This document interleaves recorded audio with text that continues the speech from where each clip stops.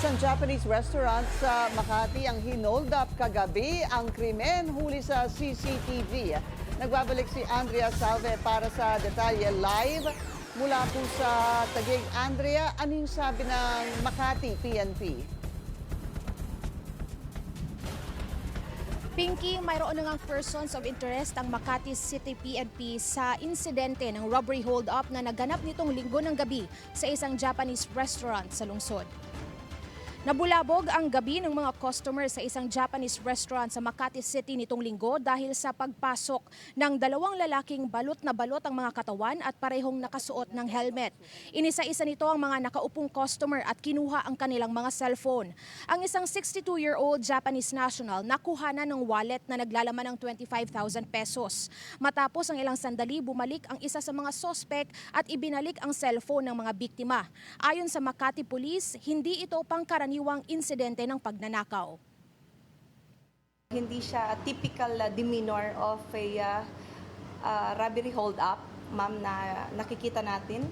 Kasi ma'am, nung kinuha, hiniram ang cellphone, ibinalik din. At hindi ma'am ito ibinato, maayos ang pagbalik.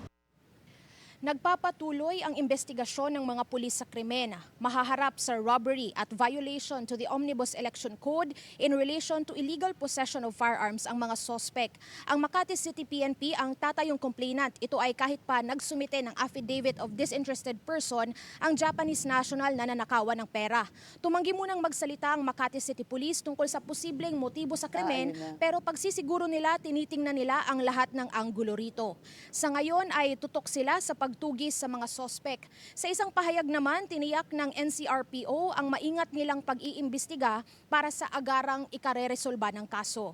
Pinky, patuloy ang pakikipag-ugnayan ng Makati City Police sa Japanese Embassy sakaling magbago nga ang isip nitong biktimang Japanese national at mapagpasyahan itong formal na magsampa ng reklamo.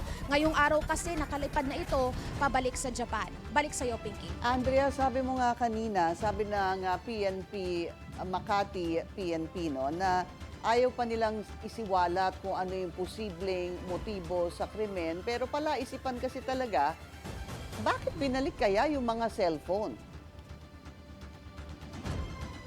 Ayun nga yung paulit-ulit nilang sinabi kanina, Pinky, na hindi ito pangkaraniwan kasi hindi ito madalas na nangyayari daw sa mga kaso o mga insidente ng robbery hold-up.